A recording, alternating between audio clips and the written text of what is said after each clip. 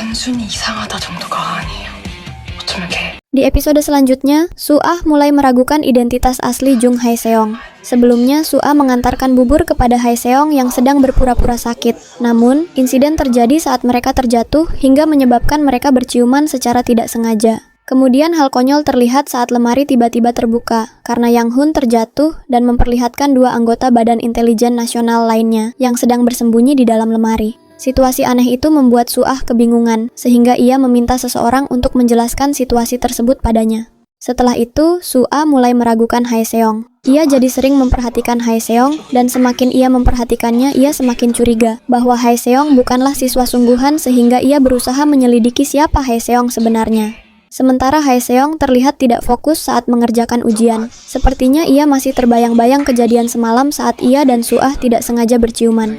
Dan di suatu hari saat Hae-seong hendak melakukan sesuatu, ia menemukan Su-ah di tempat tersebut sehingga ia bertanya-tanya apa yang dilakukan wanita itu di sini. Kemudian setelah ujian selesai, Su-ah membagikan hasil ujian pertengahan semester pada semua siswa. Hae-seong terlihat ragu-ragu untuk membuka hasil ujiannya, sementara Dongmin yang penasaran menanyakan berapa peringkat yang didapatkan Hae-seong. Dan secara tak terduga, Hae-seong sepertinya berada di peringkat pertama yang membuatnya memenuhi syarat untuk memasuki Dewan OSIS.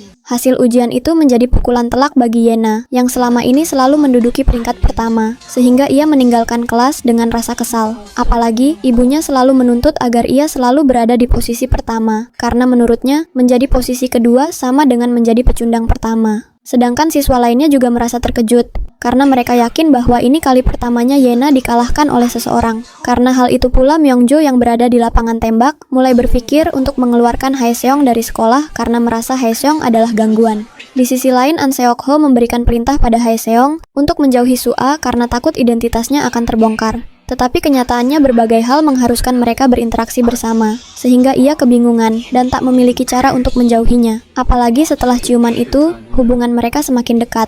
Sementara di suatu tempat, terlihat berbagai file yang berisi informasi rahasia milik Hae-seong. Lalu agen Badan Intelijen Nasional mulai merasakan ada masalah, sehingga mereka mulai berpikir kemungkinan bahwa ada yang membocorkan operasi rahasia mereka. Karena itu mereka menerima arahan baru dari atasan untuk mendapatkan laporan detail tentang staf dan guru di SMA Byongmun, agar mereka bisa mencari tahu siapa orang yang kemungkinan mengetahui misi mereka. Sementara di akhir, tampaknya orang yang mengetahui misi rahasia itu menelpon Hae-seong. Karena Hae-seong menerima telepon dari seseorang, di mana ia bertanya, apakah orang itu yang telah mengirim surat.